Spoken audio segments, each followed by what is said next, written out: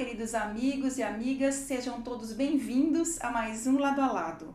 Este ano, o Movimento Católico dos Focolares comemora o centenário de nascimento de sua fundadora, Chiara Lubich.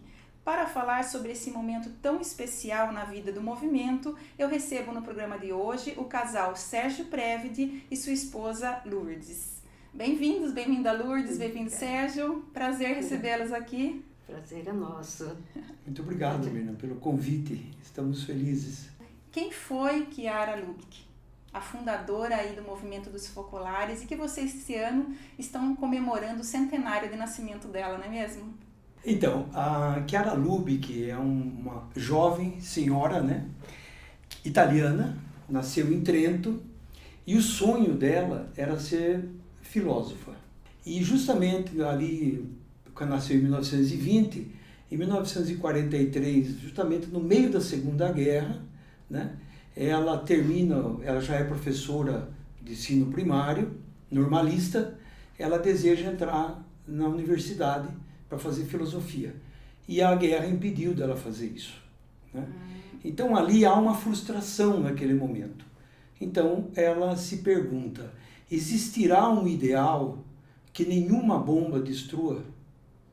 E aí veio com uma resposta dentro dela, com um momento de profunda comunhão com Deus, que ele diz a ela, eu posso ser esse ideal que nenhuma bomba destrua, né? Então naquele momento, no meio da guerra, tudo sendo destruído, ela redescobre um novo ideal, né? Que é o Deus, e ela esquece a filosofia. Tanto é que num determinado momento, ela guarda todos os livros no sótão, né? E ali, um dia, ela volta para esse sótão. E diz que cai algumas lágrimas, inclusive, porque ela era apaixonada pelos livros. Imagine, uma jovem, inteligente, 23 anos, né? Com todo o desejo do saber, de repente a guerra destrói todos esses ideais, né?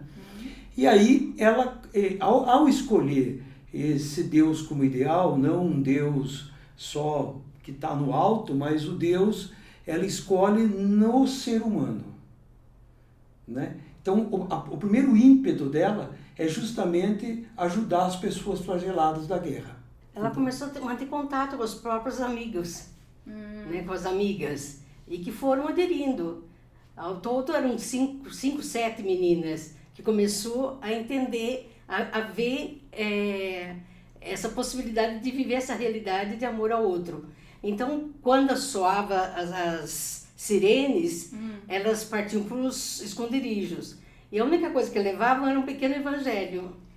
E ali abriu, né? E ali procuravam viver depois a palavra que tinham lido no evangelho.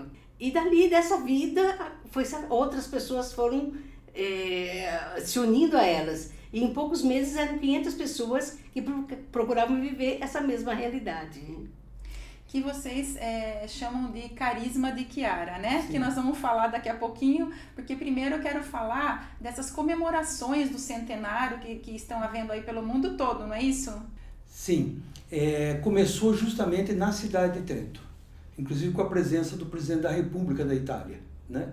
Foi feito 7 de dezembro, é a data que marca a fundação do movimento, que foi a data em que Chiara, sozinha, ela vai a uma igreja, né, perto lá da casa dela, e se consagra sozinha, né, a Deus. Fala com o sacerdote e faz a sua consagração a Deus. Então aquele é o marco da fundação, 7 de dezembro de 1943.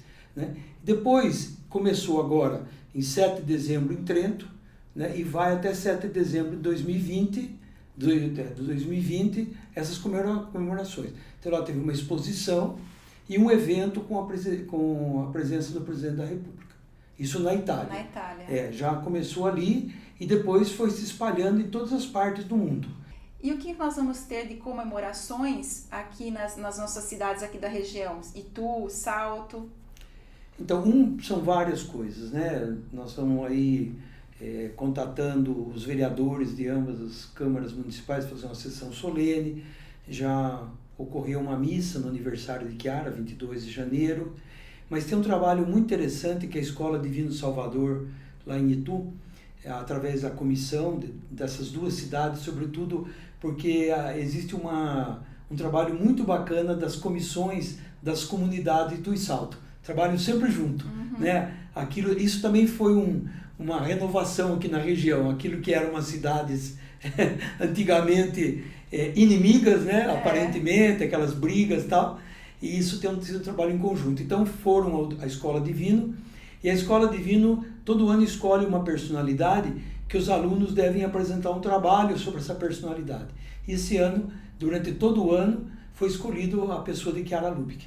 Então os alunos vão aprofundar, né? Depois vai ter prêmios, tem algumas coisas que podem...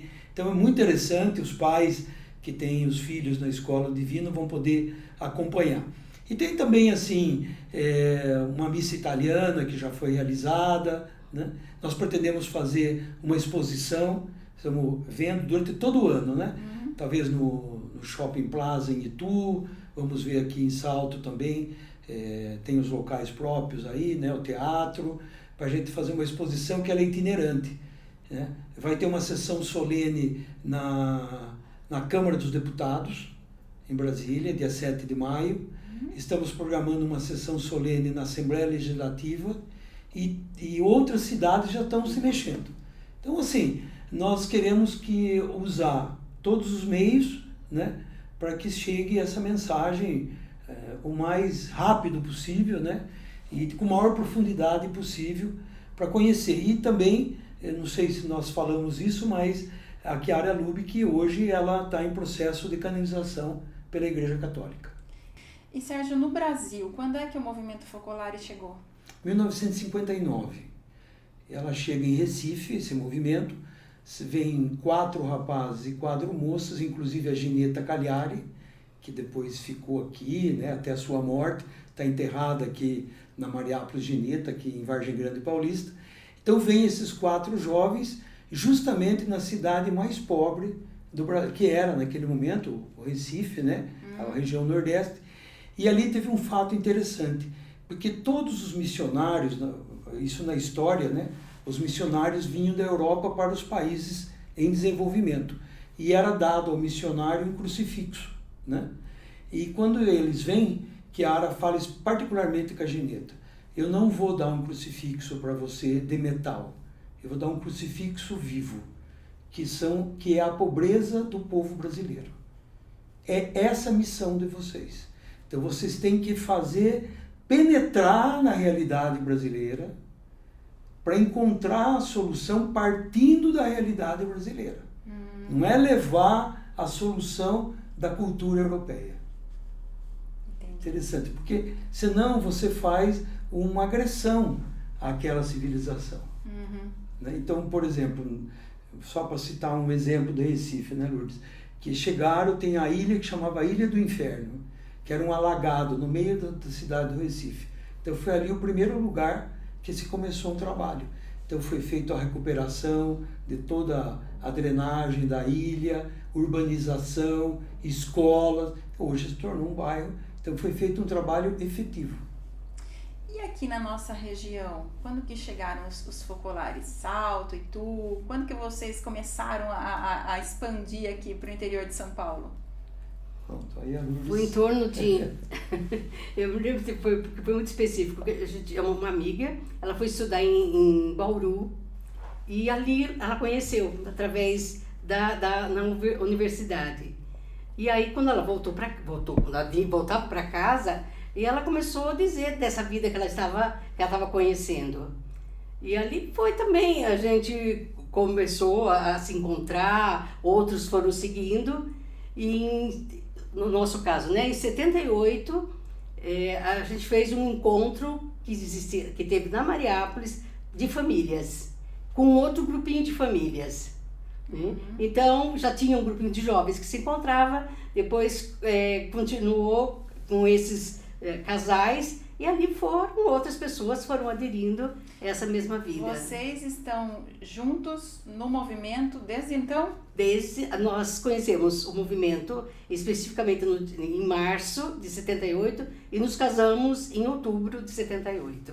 Olha aí, Tem um bocadinho de tempo, foi né? esse presente de Deus na nossa vida, né? De poder começar juntos essa mesma realidade. Nós já participávamos do movimento de jovens, já tinha toda uma vida, mas ali a gente encontrou realmente aquilo que a gente almejava, né? De poder viver, de viver, procurar formar uma família em Deus, né? E ali a gente encontrou essa resposta, né? De ser uma família não fechada, mas uma família que pudesse acolher, pudesse viver com outras famílias, né? Enfim, com todas aquelas pessoas que passam ao nosso lado, essa mesma vida. E hoje, o movimento dos focolares aqui em Itu, em Salto, quantas pessoas reúne? Eu acredito que nós tenhamos aí umas 100 pessoas entre Itu e Salto que efetivamente participam. Porque o movimento, ele não faz uma coisa que se denomina assim proselitismo. Não é que a gente trabalha para trazer pessoas para o movimento. É diferente. Nós trabalhamos para levar Deus às pessoas, aonde elas estão. E ali tem muita gente. Imagine Salto e Itu, quanta gente teve contato com esse movimento nesses mais de 40 anos. Pessoas que hoje continuam trabalhando, vivendo, mas que não necessariamente têm um contato direto, né? Então existem essas pessoas, muitos, né, que estão como nós e outras famílias que estão há muito tempo, que nós somos ali como aqueles que seguram o andor, assim, né? A gente vai ajudando toda essa comunidade, porque a essência do movimento dos focolares, você dizia do carisma, é a vivência. Não é tanto falar, né? A gente procura primeiro viver. Pelo exemplo, Exato. as pessoas vão se atraindo para o movimento, é Exato. isso? Porque qual é a missão principal? Né? Qual é a missão? Por que nasceu o movimento? Para construir a unidade universal, não a uniformidade. Exatamente, a unidade na diversidade. O fundamento do movimento dos focolares, ele tem a missão que é a unidade, né? Mas o fundamento é a presença de Jesus entre nós. O próprio Evangelho, o próprio Jesus garante isso. Quando 2 ou mais estão reunidos no seu nome, ele garante a presença entre eles. Então com a presença de Jesus entre nós, nós podemos construir a unidade através de uma outra frase do Evangelho, que todos sejam um, Pai, como eu e tu somos um. Então esses são os fundamentos do movimento dos focolares. Vamos falar sobre isso. Esse carisma de Chiara, né, vocês chamam de carisma, essa ideia da Chiara de que a unidade é o caminho para o bem da humanidade, né? Expliquem melhor essa ideia de unidade e como você estava falando, que não tem a ver com uniformidade, né? Do respeito às diferenças. Isso. Sim, porque o movimento hoje está em 187, né, países, com culturas completamente diferentes. Né? E a realidade, a essência é a mesma. É essa escolha de Deus na vida de cada um. Agora, como concretizar? Cada um na sua realidade. A forma de viver é esse amor ao outro. É sempre em função do bem do outro. Sem restrição de religião, de raça. Sim, porque na Índia, o movimento hoje tem contato com os hindus, com os muçulmanos, com os budistas. Então, com todas as grandes religiões, a gente tem contato. E tem um detalhe para construir essa unidade na diversidade, que se trabalha muito a questão do diálogo. O diálogo não é uma conversa. É diferente. Ele é um pouco mais profundo. Você penetra no outro. Então primeiro, você respeita o outro. A primeira coisa que tem que acontecer é o respeito ao diferente. Né? Assim como nós devemos nos respeitar marido e mulher, filhos e pais e filhos, também com povos. Então a primeira coisa é respeitar. Depois ouvir o que tem de positivo no outro. Porque todo mundo tem um lado positivo. Pode ser que o meu ponto de vista, na minha concepção, eu estou absolutamente certo. Mas será que eu estou certo? Então eu preciso colher do outro, né? Então você promove o diálogo. Na essência, do que é o diálogo. Então você se faz um com aquela pessoa, você penetra na realidade do outro, transforma aquilo em diálogo, né? E com isso você está tratando o outro como irmão. Então, quando Chiara ressaltou muito os 3 ideais da Revolução Francesa: a liberdade, a igualdade e a fraternidade. Então, o que aconteceu? Muita gente trabalhou, a grande maioria, para a liberdade, que foi o capitalismo. Outros tantos para a igualdade, que foi o socialismo. E se esqueceram da fraternidade. Sendo que, se não nos tratarmos como irmãos, nem poderemos ser livres e muito menos seremos iguais. Então, o princípio é o tratamento não só da igualdade, mas da fraternidade, que é mais do que a solidariedade. Porque a solidariedade trata todos como iguais. E a fraternidade trata e considera todos como irmãos. Como é que o movimento coloca essa fraternidade, esse carisma na prática, no dia a dia, nas famílias, na escola? Eu sei que isso se estende até para as profissões. Como é que funciona? Então, num determinado momento, a Chiara teve uma intuição. Ela se espelhou no Rio Nilo. O Rio Nilo, o maior rio do mundo, quando chega na época das cheias, ele transborda. E ele irriga todas as suas margens. Depois, na época da seca, ele volta a ser Rio Nilo. E aquelas margens se tornam férteis. Então ela diz o seguinte: nós do movimento devíamos fazer isso. Nós devíamos ir além do movimento. Então ela chama isso daqui das inundações. Então como é que nós fazemos? Então cada um na sua profissão, nós devemos transmitir essa cultura da fraternidade, a cultura da unidade. Então eu devo santificar o lugar que eu vivo, o lugar que eu trabalho. Então, se eu sou administrador de empresas, eu devo, com a minha profissão, santificar, por amor aos outros, por amor à humanidade, aquele local. Então, a Lourdes na profissão dela, cada um. Então, nós temos uma missão, que não depende de estar todo mundo junto. Nós estamos em unidade, porque nós temos o mesmo objetivo, que é a construção do bem comum. Cada um na sua, trabalhando. Então, ali eu tenho obrigação de ser justo, né, de ser honesto, de ser companheiro. Então, eu tenho algumas obrigações. Então, é assim que o movimento penetra.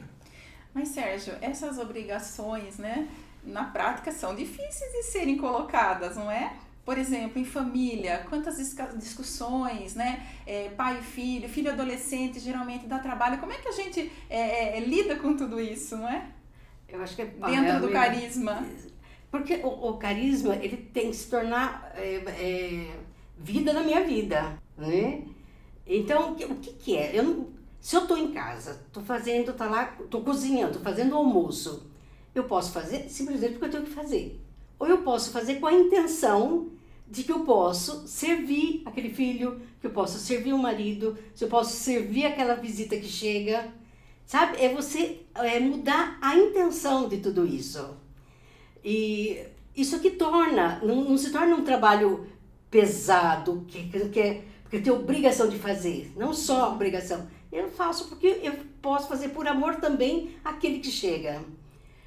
Com os filhos, a gente teve, também não foi fácil o período da adolescência, mas a gente entendeu que precisava dar tempo para os nossos filhos. Né? Então a gente fez muitas experiências de sentar na mesa e não ter pressa.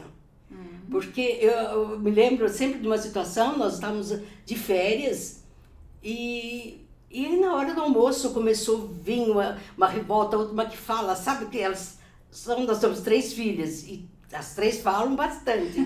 E aí vem e eu me lembro que eu vinha assim na hora, eu queria já dar uma resposta. Não, aqui tem que deixar espaço para elas. Eu me lembro que ficamos uns 3 ou 4 horas em volta dessa mesa. E que depois, no final, elas estavam aliviadas porque nós ouvimos. E nós também entendemos o momento delas, o momento que cada uma estava buscando, né? Mas foi muito interessante, porque depois todo mundo feliz, porque a gente entendeu que dando espaço para que o outro possa dizer aquilo que sente, as coisas caminham né, as dificuldades se tornam muito menos pesadas. E existe, assim, uma pedagogia da fraternidade? Então, Existe? nesse mundo das inundações, então tem o mundo da educação, o mundo da política, o mundo da economia, o mundo do direito, o mundo da pedagogia, que é a educação, da arquitetura, do esporte, né? Então, cada um na sua área, então nós fazemos seminários sobre assuntos. Por exemplo, hoje nós temos um grupo que está se especializando em educação dos adolescentes. Então, eles estão estudando, é um grupo em todo o Brasil e no mundo também, porque essa questão do adolescente não é um problema só de um determinado setor. Também nós enfrentamos, né? Nós também enfrentamos problemas com o adolescente. Então, tem um grupo que está se especializando só no relacionamento dos adolescentes. Então, eles se especializam e procuram. Não é para nós que é feito isso, é para a humanidade. É sempre nesse sentido. Então, nós fazemos essa experiência, mas não é para ficar para a gente. Então, não é que também queremos nos vangloriar que nós somos perfeitos. Não, nós queremos contribuir, dizendo, em determinada situação, nós agimos dessa forma. Como, por exemplo, a nossa filha mais velha, que é jornalista, como você, né, Mirna, que você conhece, Marielle, né? A Marielle, para dizer, ela entrou na universidade, você imagine, universidade se discutir num campo. E um dia ela disse assim, eu quero ir num evento fora da faculdade. Ótimo, é bom esse evento que você está fazendo, que você quer participar. Nós não diminuímos o evento. Mas será que se a gente fizesse um programa como família, não podia ser melhor do que esse? Então vamos conversar. Né? Aí começamos a conversar, no fim ela concordou que aquele programa que nós inventamos esse programa na hora, justamente para servir uma coisa melhor, mas não desvalorizamos aquele programa dela. Seria mais fácil, né? É o confronto, aí você entra no confronto. E tem uma coisa que também é muito trabalhada, é a questão da tolerância. A gente precisa trabalhar essa questão da tolerância. No fundo, nós somos muito intolerantes. E isso que ela sempre nos ensinou, ter paciência, conversar bastante, não só com os filhos, entre marido e mulher, sabe? Porque com qualquer pessoa, a gente ter paciência. E vocês estavam falando dessa coisa da inundação, né? Isso vai também para o mundo político, né? Existe um movimento político pela unidade? Sim. Assim, no meio dessa caminhada, porque o movimento caminhou nesses tantos anos, né? 43 até agora, são quase mais de 70 anos, né? Que tem o movimento. E sempre descobrindo, porque essa era a coisa de Chiara. Chiara sempre, ela estava atenta aos acontecimentos. Por exemplo, na mesa dela de trabalho, tinha revistas sobre modas. Ela se interessava por todos os assuntos. Tudo. Então ela tinha, e da janela dela tinha uma antena enorme, uma antena daquelas, que hoje já não tem mais, mas naquele tempo precisava, porque ela era antenada em tudo. Em tudo. E uma das coisas, em 1996, em Nápoles, a Itália estava mergulhada numa profunda crise moral, política, moral, institucional. E os políticos perguntam para ela o que devia ser feito pela política e para a política. Né? Aí Chiara retoma a Revolução Francesa. Ela fala dos 3 ideais e fala o princípio da fraternidade ficou o princípio esquecido. E mais tarde nós descobrimos que foi o princípio rejeitado. Porque o esquecido é aquele que não significa nada. O rejeitado é aquele que significa muito. Por isso que ele é rejeitado, ele é um obstáculo. A própria Revolução Francesa, depois de um ano que ela foi proclamada, foi excluído o tema da fraternidade. Ficou só liberdade e igualdade, porque era um empecilho. Lá se dizia assim, ou você é meu irmão, senão eu te mato. Então não é fraternidade. Então começou a ser rediscutido. E ela pede então aos políticos que transformem a fraternidade numa categoria política, assim como é a liberdade e é a igualdade. São as 3 categorias da política, né? E aí, pronto, nasce esse movimento, que não é um movimento político da unidade, É pela unidade diferente. Pela unidade. Pela diferente. Porque justamente, se há um lugar onde existe a diversidade, é na política. É. Certo? E esse é a matéria-prima do movimento político. A diversidade, as diferenças. Que é justamente aí que se constrói. Não é só sobre o meu ponto de vista. Não é a minha ideia contra a da Lourdes. É a minha ideia mais a da Lourdes. Então, somando, né? É uma nova cultura. Então, esse movimento político, ele nasce lá e em 2001 é fundado aqui no Brasil. E Sérgio, aproveitando, você foi prefeito de Itu, né? Você pretende sair candidato a algum cargo político? Então, Mirna, a gente nunca pode dizer o seguinte, olha, eu não vou fazer mais isso.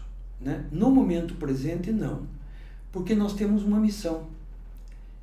Hoje, a Lourdes e eu e mais um grupo de pessoas no Brasil e no mundo, nós trabalhamos, né, voluntariamente para difundir a fraternidade como categoria política. Né?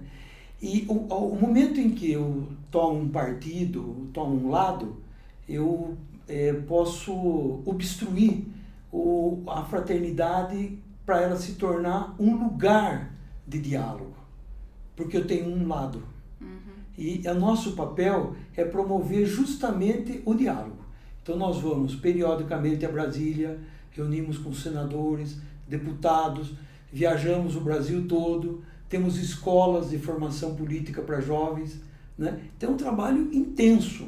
Temos reuniões via Skype, de qualquer maneira que existe, né, dos meios, porque é um Brasil a extensão. Eu já viajei do Iapoque até o Arroio do Chuí, não uma única vez, justamente para ir fomentando esse trabalho. Então esse trabalho não daria para eu me dedicar como nós nos dedicamos, né, a Lourdes e eu, para a prefeitura. E o carisma de Chiara na economia? Porque eu sei que existe uma economia de comunhão, né? Esse termo aí. Explica pra gente. Então, em 91, Chiara, ela teve várias vezes aqui no Brasil. E especificamente em 91, quando ela chegou em São Paulo e andando por São Paulo, ela viu, ela se lembrou de uma palavra de Dom Paulo Evaristo, que dizia que São Paulo era circundada por uma coroa de espinhos, porque entre os arranha-céus existiam todas essas favelas. E isso aqui foi muito forte para ela. Foi um choque, ela sofreu muito. E nos dias seguintes que ela ficou aqui no Brasil, ela teve ideia que precisava nascer uma economia que não visasse só o lucro dos empresários, mas que esse lucro fosse repartido com quem precisa. E ali nasceu, então, a realidade da economia de comunhão. Então, o movimento focolare faz esse convencimento dos empresários, é isso? Sim, é isso, é um trabalho. Porque o momento que primeiro, nós começamos a dar o exemplo. Então nasceu ao lado da Mariápolis de Nita, em Vargem Grande Paulista, um polo de empresas com a comunhão de bens de todos os brasileiros, né? Nós adquirimos uma área e ali foi construído um polo com várias empresas para ser um modelo. De como, então nasceu ali logo depois que Chiara fundou a economia de comunhão. E logo depois já eram mais de 900 empresas no mundo que têm esse espírito. E depois foi se aperfeiçoando. Hoje com o empreendedorismo, né? Sobretudo dando espaço aos jovens, as teses de economia, né? Porque nós vivíamos uma economia social, né? E aí partimos para a economia civil, justamente o que a Lourdes disse. A economia civil, ela continua visando o lucro, sempre o lucro, mas ele deve ser partilhado. Então, o que cabe ao empresário? Diminuir um pouquinho o seu lucro. Precisa ser tão grande assim o lucro, né? Então, posso deixar de ganhar um pouquinho, menos e ajudar? Porque, veja um pouquinho, é uma coisa muito simples. Eu sou empresário, né? Então, se eu pago mal o empresário o ano todo, né?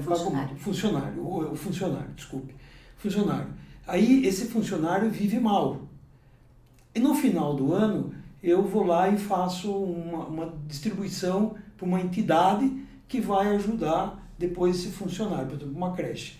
Não seria melhor eu pagar melhor o ano todo para esse funcionário e não precisasse fazer essa doação como uma espécie de paternalismo e eu daria a ele condições de ele ter uma vida mais digna?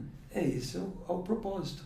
Então, o empresário, talvez, a margem de lucro é 30%, vamos para 25% e vamos distribuir. Porque o empregado ele faz parte da empresa, ele produz para a empresa. Então, agora eu queria voltar um pouquinho na Chiara. Sim.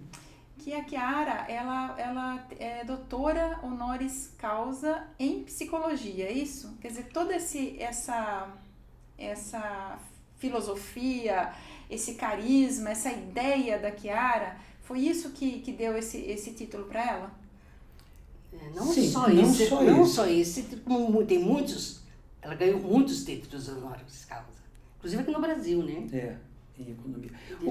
O que nasceu disso daqui foi o seguinte, tudo que Chiara escreveu, porque quando Chiara começou, ela dizia sempre, eu não imaginei fundar um movimento.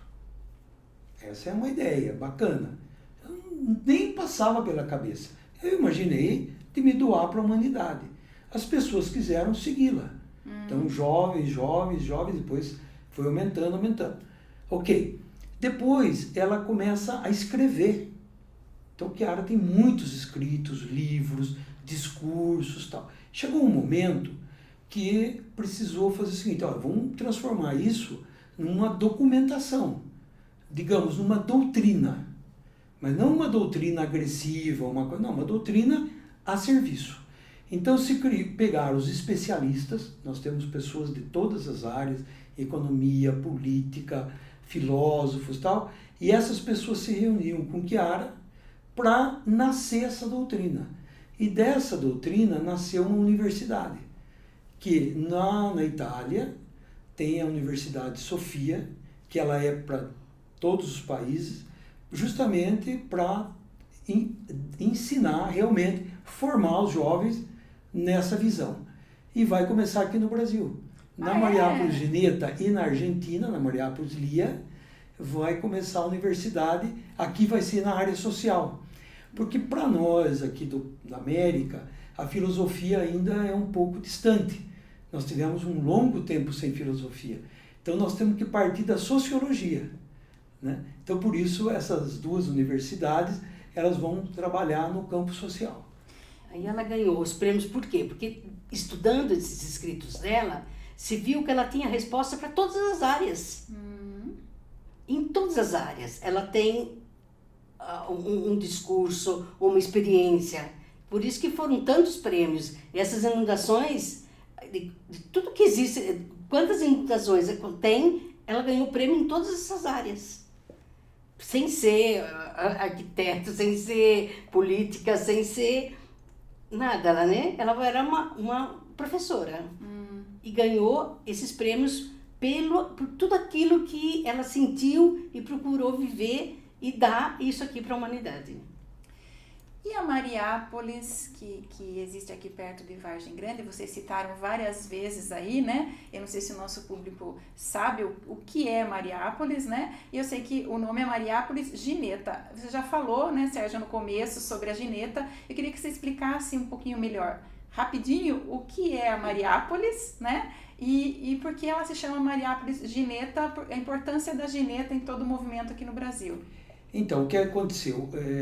No mundo são 30 e poucas cidadezinhas que nós chamamos, porque Mariápolis é a cidade de Maria, né? O movimento dos focolares, ele é da Igreja Católica, que tem um nome jurídico perante a Igreja, Obra de Maria, né? Então, essas cidadezinhas são pessoas leigos, todos leigos. Esse aqui o movimento é um movimento de leigos, não é de pessoas religiosas e tal, é de leigos consagrados, né? E ali que tem a presença dos religiosos. Tem também, mas essencialmente é um movimento leigo, né? Por isso que tem essa incidência na sociedade. É um movimento de renovação espiritual e cultural. Então, ela não é uma questão religiosa só. Essas cidadezinhas moram pessoas, famílias, jovens, que trabalham, dentista, mecânico, pedreiro, e vivem em comunhão, que tem que ser como um farol. como esse polo de empresas, um farol. Então aqui tem a Mariápolis Gineta, que nós chamamos, e tem um centro de formação ali. E o movimento ele se organiza no mundo em casas. Casas normais onde moram moças, distintamente dos rapazes, que são consagrados. Como leigos, são consagrados. Nós temos médicos, eletricistas, pedreiros, tem várias profissões. E moram, vivem em comunidade, colocam seus salários em comum e ali trabalham por movimento. E tem nós que somos casados, que participamos desses focolares, mas continuamos a nossa vida normal, temos a nossa casa, nossa filha, nossos filhos, nossos netos, temos 6 netos, então nós temos uma vida normal. O que tem? Nós nos dedicamos parte da nossa vida a construir essa obra e é sobretudo, mas essencialmente, na difusão da ideia, né? Que é levar a presença de Deus no mundo, para todos os cantos. É como santificar todos os ambientes. E a Gineta? Ah, Gineta, muito bem. Porque, você quer explicar? Pode ser. Pode ser. Bom, a Gineta, ela veio aqui para São Paulo, foi a que veio primeiro aqui em São Paulo. Ela chegou em Recife, depois de Recife, ela sentiu de vir para São Paulo por causa do seu maior centro. E tem um detalhe aqui que é muito relacionado à sua profissão, que é a revista Cidade Nova. Por que que veio para São Paulo? Porque para começar a revista aqui no Brasil, tem que estar num grande centro. Então, a primeira motivação era, e que de fato começou, a revista aqui em São Paulo. Aí adquiriram esse terreno, que era muito distante de São Paulo, que era um lugar longe, não tinha nada, e ali essas moças começaram, junto com algumas cobras que tinha ali, né, que era um lugar realmente bem distante, vendiam verduras, começaram a trabalhar e foi formando sempre com a comunhão de bens. Como é que se construiu? Com a comunhão de bens. Então, assim, para dizer, né, uma ocasião, não sei se podemos contar uma experiência nossa, né? Pode. Nós tínhamos guardado um dinheirinho e a gente gostaria de ter uma casa na praia, né? Era um sonho, né? E em um determinado momento começou a se construir uma casa para abrigar famílias na Mariápolis que vinham de outros lugares para um período de formação. Famílias com dificuldade, tá como uma escola, realmente uma escola de família. Aí não tinha dinheiro para fazer isso, nós renunciamos à praia e demos o dinheiro para construir a casa de família. E até hoje não temos a casa na praia. Ótimo, não faltou, sempre tivemos a providência, né? Mas vivemos uma vida muito boa, né? Muito boa, e pudemos contribuir. Então agora, para encerrar, para os desacreditados, os desanimados, unidade e fraternidade são sonhos possíveis? É possível. É possível, sim. Porque te faz, esse viver em função do outro, te deixa feliz. E essa felicidade não tem dinheiro que pague, não tem viagem que pague, tudo isso ajuda. Mas essa escolha de viver em função do outro, eu esqueço de mim, mas eu me realizo. Parece um contraste, mas isso é verdade. Nós temos experimentado isso a cada dia que passa. E faz tempo, né? Faz. E nós temos a nossa vida, para dizer assim, que com todos os nossos defeitos, nossos limites, né? Somos diferentes, a Lourdes e eu.